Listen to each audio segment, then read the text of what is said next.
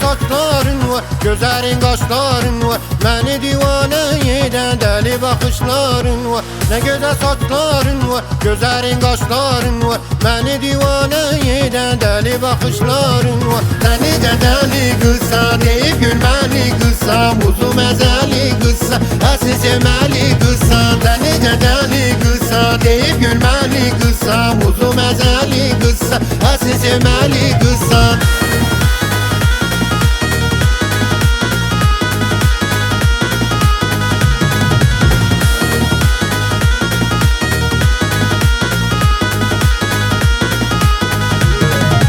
Gel benim yarım ol can, derde dermanım olacak, bir gün ayrı kalmaya benim her anım olacak. Gel benim yarım ol can, derde dermanım olacak, bir gün ayrı kalmaya benim her anım olacak. Seni de deli kızsa deyip gülmeli kızsa, uzun mezeli kızsa, asil cemali kızsa. Seni de deli kızsa deyip gülmeli kızsa, uzun mezeli kızsa, asil